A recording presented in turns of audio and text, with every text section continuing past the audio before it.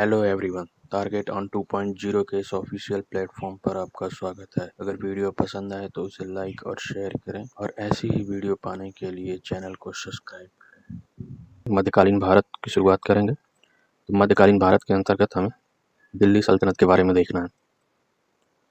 तो देखिए, दिल्ली सल्तनत का जो टाइम पीरियड है वो 1206 ईस्वी से लेकर के 1526 ईस्वी तक।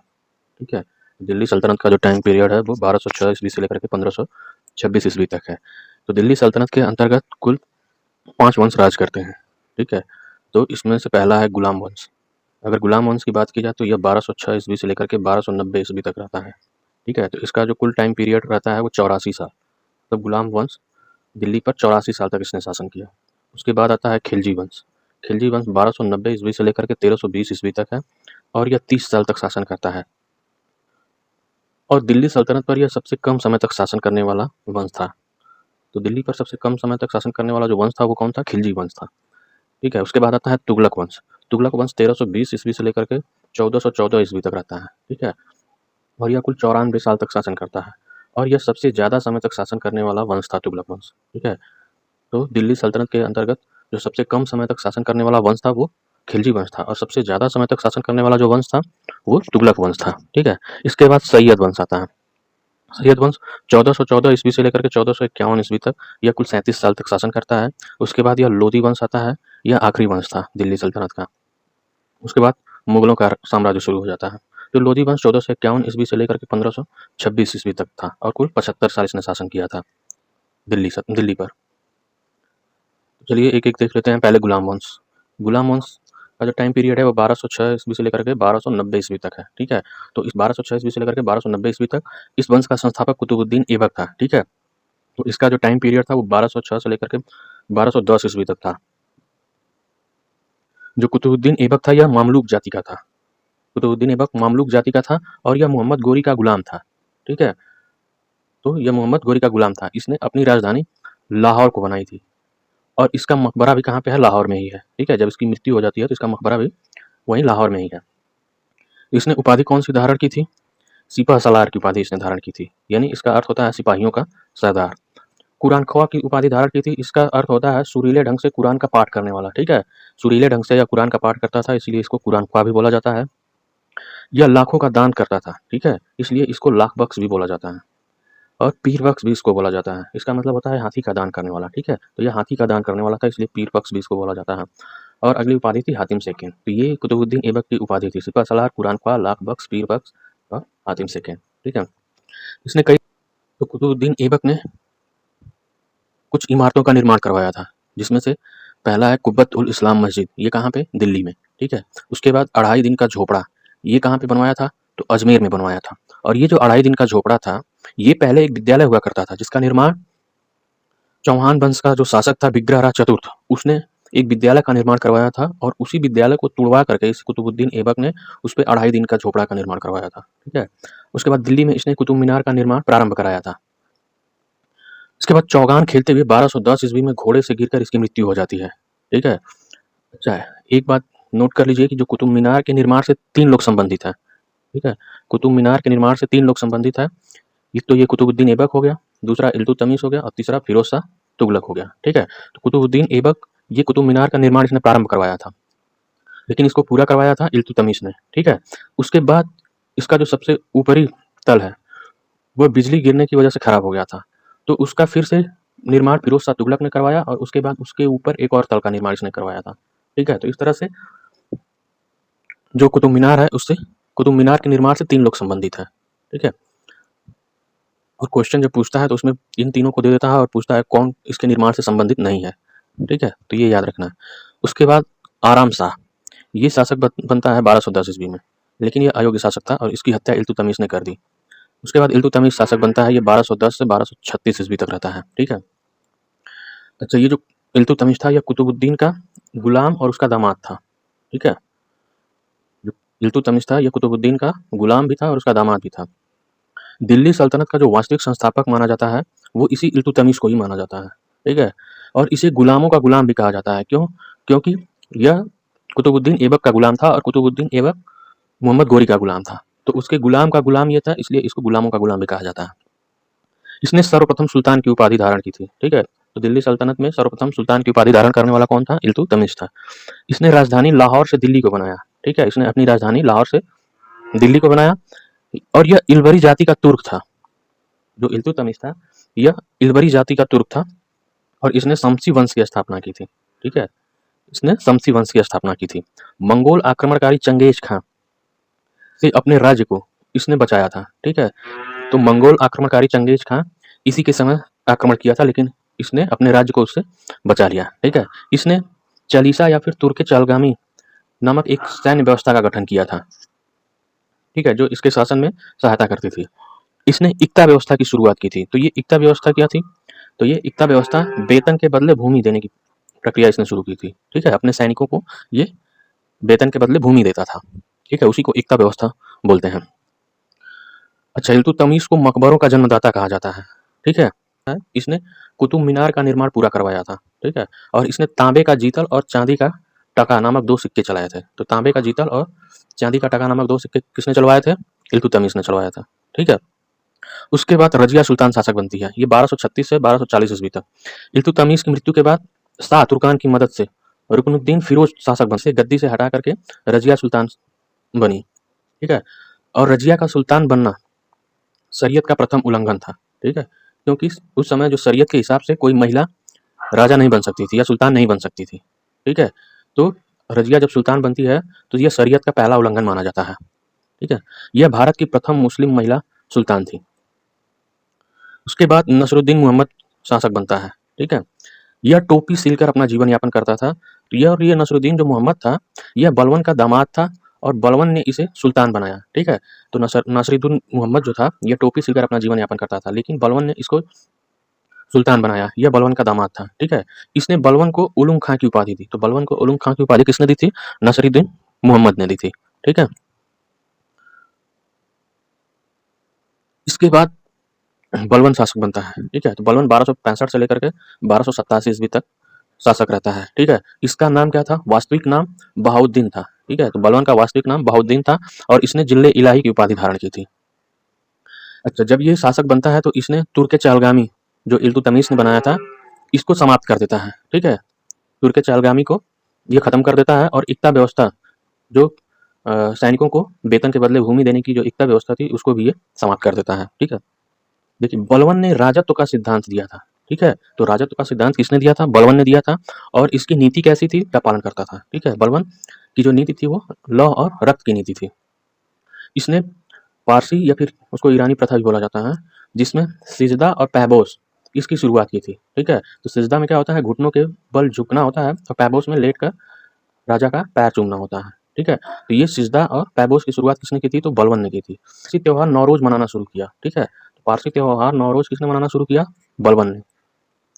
इसने दरबार में होने वाले नृत्य, संगीत और मदिरापान पर प्रतिबंध लगाया था, ठीक है। इसके दरबार में अमीर खुसरो, अमीर हसन जैसे विद्वान रहते थे। बलवन के दरबार में अमीर खुसरो और अमीर हसन जैसे विद्वान रहते थे। इसके बाद कैमुअर शासक बनता है। यह इस वंश का अंतिम शासक था, ठीक है।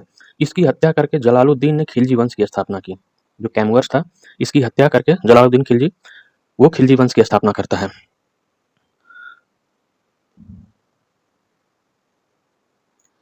अब खिलजी वंश। तो खिलजी वंश 1290 से लेकर के 1320 ईस्वी तक शासन करता है और यह सबसे कम वर्षों तक शासन करने वाला वंश है, ठीक है। तो दिल्ली सल्तनत पर सबसे कम वर्षों तक शासन करने वाला खिलजी वंश था। अब खिलजी वंश में जलालुद्दीन खिलजी यह 1290 से 1296 ईस्वी तक शासन करता है। जलालुद्दीन खिलजी को खिलजी वंश का संस्थापक माना जाता है, ठीक है। तो खिलजी वंश का संस्थापक कौन था? जलालुद्दीन खिलजी था। इसका वास्तविक नाम मलिक खिलजी था, ठीक है। जलालुद्दीन खिलजी का वास्तविक नाम मलिक खिलजी था। इसका राज्याभिषेक कैकुबात के किलखोरी माल में हुआ था, ठीक है। जलालुद्दीन खिलजी का राज्याभिषेक कैकुबात के किलखोरी माल में हुआ था। इसने बलवन के भतीजे मलिक छज्जू के विद्रोह का अंत किया था, ठीक है। तो मलिक छज्जू के विद्रोह का अंत किसने किया था? जलालुद्दीन खिलजी ने। इसने दिल्ली में मंगोलपुरी शहर बसाया था और इसी के शासन काल में अलाउद्दीन खिलजी ने सर्वप्रथम दक्षिण भारत पर आक्रमण किया था, ठीक है। इसकी हत्या कड़ा मानिकपुर में इसी के भतीजे अलाउद्दीन खिलजी ने की थी, ठीक है। तो जलालुद्दीन खिलजी की हत्या किसने की थी? इसी का भतीजा था अलाउद्दीन खिलजी, उसने इसकी हत्या की। अब इसके बाद अलाउद्दीन खिलजी शासक बनता है। तो अलाउद्दीन खिलजी 1296 से लेकर के 1316 ईस्वी तक शासन करता है। इसका जो राज्याभिषेक हुआ था वो बलवन के लाल महल में हुआ था। ठीक है, अलाउद्दीन खिलजी का राज्याभिषेक बलवन के लाल महल में हुआ था। इसका जो वास्तविक नाम था वो अली गुरशप था। ठीक है, और इसने सिकंदर सानी की उपाधि धारण की थी, या फिर सिकंदर द्वितीय भी इसको बोला जाता है। यह अपने बाजार प्रणाली में मूल्य नियंत्रण के लिए प्रसिद्ध था। ठीक है, तो अलाउद्दीन खिलजी अपने बाजार प्रणाली में मूल्य नियंत्रण के लिए प्रसिद्ध था। इसने कुछ कर लगाए थे, जैसे घरी कर लगाया था, इसको गृह कर बोला जाता था, और चरी कर, यह दुधारू पशु मालिकों पर लगाया जाता था, चरी कर। तो घरी कर गृह कर था, और चरी कर दुधारू पशुओं पर लगाया जाने वाला कर था। इसने दाग प्रथा और हुलिया प्रथा शुरू की थी। तो ये दाग प्रथा घोड़ों को दागा जाता था। ठीक है, और हुलिया प्रथा सैनिकों के लिए थी। सर्वप्रथम सैनिकों को नगद वेतन देने की शुरुआत अलाउद्दीन खिलजी ने की थी। ठीक है, और अलाउद्दीन खिलजी के दरबारी कवि कौन थे? अमीर खुसरो। इनका नाम, मूल नाम जो है मोहम्मद हसन था। इनका जन्म यूपी के बदायूं के पास 1253 ईस्वी में हुआ था।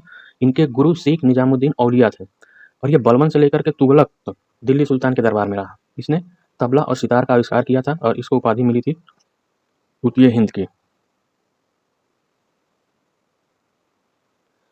अच्छा, अलाउद्दीन खिलजी ने अलाई दरवाजा का निर्माण कराया था। ये कुतुब मीनार के सामने है दिल्ली में। ठीक है, इसने जमैयत खान मस्जिद का निर्माण कराया था। सीरी का किला का निर्माण इसने करवाया था, और हजार खंबा महल का निर्माण भी अलाउद्दीन खिलजी ने कराया था। ठीक है, इसने दिल्ली में सीरी शहर की स्थापना की थी, और इसी को अपनी राजधानी बनाया था अलाउद्दीन खिलजी ने। इसने प्रशासनिक नीति में खलीफा के हस्तक्षेप को नकार दिया था। ठीक है, और इसी के समय सर्वाधिक बार मंगोल आक्रमण हुआ था। 6 बार हुआ था इसके समय मंगोल आक्रमण। इसके दक्षिण अभियान का नेतृत्व मलिक कफूर ने किया था। ठीक है, जब जलालुद्दीन खिलजी के समय इसने दक्षिण अभियान शुरू किया था, तो उसका नेतृत्व मलिक कफूर ने किया था। इसकी आर्थिक नीति का पता तारीख फिरोज शाही, एक बुक है, इसकी रचना किसने की थी? तारीख फिरोज शाही की जियाउद्दीन बर्नी ने की थी। इस बुक से अलाउद्दीन खिलजी की आर्थिक नीति के बारे में पता चलता है। ठीक है, उसके बाद इस वंश का जो है अंतिम शासक मुबारक शाह खिलजी, जो 1316 से 20 ईस्वी तक रहता है, इसने स्वयं को खलीफा घोषित कर लिया था। ठीक है, तो क्वेश्चन पूछता है कि कौन सा ऐसा शासक था जिसने स्वयं को खलीफा घोषित किया था? तो ये मुबारक शाह खिलजी था। ठीक है, और इसकी हत्या खुसरो खां ने कर दी थी। तो यह खिलजी वंश का अंतिम शासक था। इसके बाद तुगलक वंश। तुगलक वंश की अगर बात करें तो इसका जो टाइम पीरियड था वो 1320 ईस्वी से लेकर के 1414 ईस्वी तक था, और दिल्ली सल्तनत पर सबसे ज़्यादा समय तक शासन करने वाला यह वंश था। ठीक है, और ये जो लोग थे, तुगलक वंश के लोग थे, वो करौना जाति के थे। ठीक है, और इस वंश को, तुगलक वंश को मकबरों का काल कहा जाता है। इस वंश का संस्थापक जो है वो गयासुद्दीन तुगलक था। ये 1320 से लेकर के 25 ईस्वी तक शासन करता है, और इसने सर्वप्रथम नहरों का निर्माण प्रारंभ करवाया था। तो सर्वप्रथम नहरों का निर्माण किसने प्रारंभ करवाया था? गयासुद्दीन तुगलक ने। इसने तुगलकाबाद शहर की स्थापना की थी। दक्षिण भारत के राज्यों को दिल्ली सल्तनत में मिलाने का सर्वप्रथम प्रयास इसी ने किया था। ठीक है, तो दक्षिण भारत के राज्यों को दिल्ली में मिलाने का सर्वप्रथम प्रयास इसने किया था, गयासुद्दीन तुगलक ने किया था। निजामुद्दीन औलिया ने इसी के लिए कहा था, दिल्ली दूर अस्तो। ठीक है, और इसकी मृत्यु कहाँ होती है? जहांपनाह शहर में। ठीक है, इसकी मृत्यु जहांपनाह शहर में होती है, और इसको दफनाया गया था तुगलकाबाद में।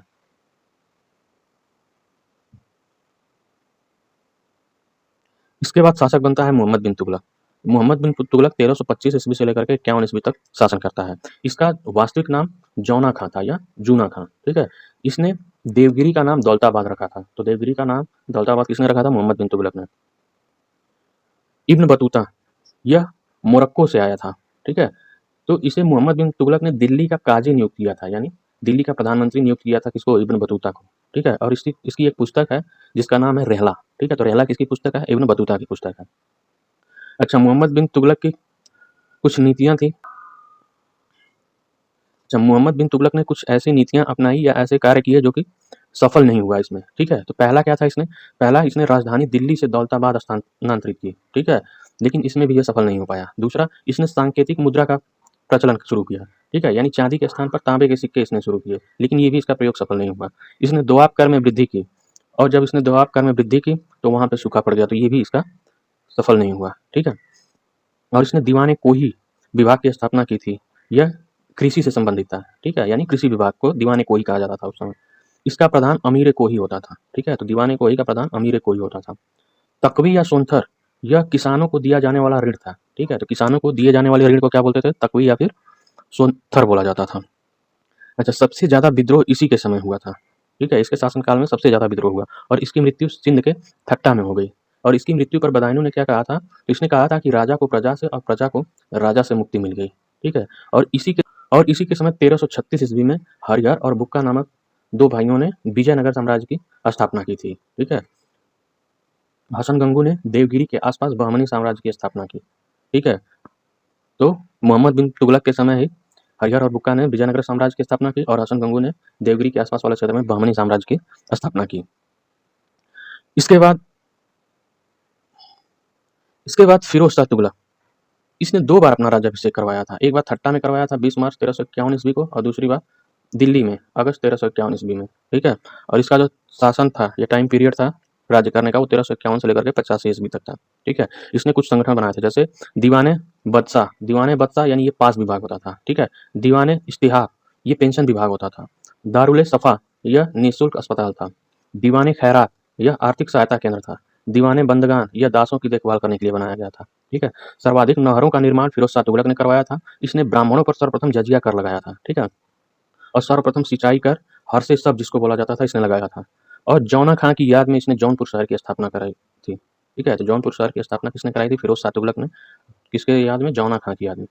अन्य शहर इसने फिरोजाबाद, हिसार, फतेहाबाद और फिरोजपुर, ये सब शहर किसने बसाए थे? तो फिरोज शाह तुगलक ने बसाए थे। ठीक है, इसने अपनी आत्मकथा फतुहात ए फिरोज शाही खुद लिखी थी। ठीक है, इसकी जो आत्मकथा है फिरोज शाह तुगलक की, वो फतुहात ए फिरोज शाही इसने खुद लिखी थी। इसके बाद नासिरुद्दीन महमूद शासक बनता है। ठीक है, यह इस वंश का अंतिम शासक था। तो नासिर शासक बनता है, यह इस वंश का अंतिम शासक था और इसका जो टाइम पीरियड था वो 1394 ईस्वी से लेकर के 1412 ईस्वी तक था। ठीक है, और इसी के समय मंगोल आक्रमणकारी तैमूर लंग ने आक्रमण किया था। ठीक है, भारत पर 1398 ईस्वी में। तो इसी के समय मंगोल आक्रमणकारी तैमूर लंग ने 1398 ईस्वी में भारत पर आक्रमण किया था। इसके बाद सैयद वंश का जो टाइम पीरियड है वो 1414 से लेकर के 1451 ईस्वी तक है। खिज्र खां इस वंश का संस्थापक है। यह तैमूर लंग का सेनापति था। ठीक है, तो खिज्र खां कौन था? तैमूर लंग का सेनापति था। इसने रैयत-ए आला की उपाधि धारण की थी। इसके बाद अलाउद्दीन आलम शासक बनता है। यह इस वंश का अंतिम शासक था। ठीक है, तो सैयद वंश से ज़्यादा क्वेश्चन नहीं पूछता है। बस इसके संस्थापक के बारे में पूछता है, तो इसका संस्थापक खिज्र खां था और यह तैमूर लंग का सेनापति था। और इसकी उपाधि के बारे में भी कभी पूछ सकता है, तो रैयत-ए आला की इसने उपाधि धारण की थी। उसके बाद आता है लोधी वंश।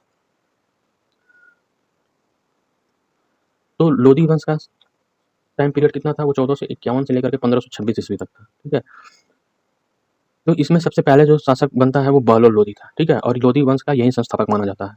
बहलोल लोधी इस वंश का संस्थापक था और दिल्ली सल्तनत में, ठीक है, सबसे ज़्यादा समय तक शासन करने वाला यह राजा था। ठीक है, तो दिल्ली सल्तनत में सबसे ज़्यादा समय तक शासन करने वाला बहलोल लोधी था। ठीक है, ये 1451 से लेकर के 1489 ईस्वी तक शासन करता है और लोधी वंश का संस्थापक इसे माना जाता है।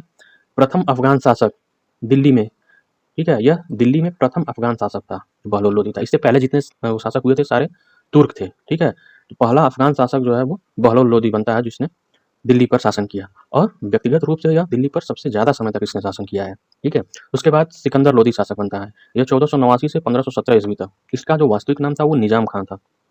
इसने उपाधि सिकंदर शाह की उपाधि धारण की थी। 1504 में इसने आगरा शहर की स्थापना की और इसी को अपना राजधानी भी बनाया। ठीक है, तो अपनी राजधानी भी किसको बनाया इसने? आगरा को। भूमि पैमाइश के लिए इसने गजे सिकंदरी पैमाना बनाया था। ठीक है, ये जो गजे सिकंदरी था, यह भूमि माप का पैमाना था। फरहंगे सिकंदरी यह आयुर्वेदिक ग्रंथ था। ठीक है, फरहंग ए सिकंदरी यह आयुर्वेदिक ग्रंथ था। यह गुलरुखी के नाम से कविताएं लिखता था। ठीक है, सिकंदर लोधी गुलरुखी नाम से कविताएं लिखता था और कबीरदास इसके समकालीन थे। ठीक है, तो कबीरदास किसके समकालीन थे? सिकंदर लोधी के समकालीन थे। उसके बाद इब्राहिम लोधी शासक बनता है। ठीक है, यह 1517 से लेकर के 1526 ईस्वी तक शासन करता है और यह इस वंश का अंतिम शासक था और यह इस वंश का ही नहीं बल्कि दिल्ली सल्तनत का अंतिम शासक था। ठीक है, इसके बाद दिल्ली पर मुगलों का साम्राज्य स्थापित हो जाता है। ठीक है, तो 21 अप्रैल 1526 को पानीपत का पहला युद्ध होता है। किसके किसके बीच? बाबर और इब्राहिम लोधी के बीच। ठीक है, इसमें इब्राहिम लोधी मारा जाता है। ठीक है, और यहीं से इस वंश की समाप्ति हो जाती है। ठीक है, तो इस तरह से आपका मध्यकालीन भारत का इतिहास पूरा समाप्त हुआ। अब नेक्स्ट क्लास में हम मुगल वंश खत्म कर देंगे और उसके बाद आधुनिक इतिहास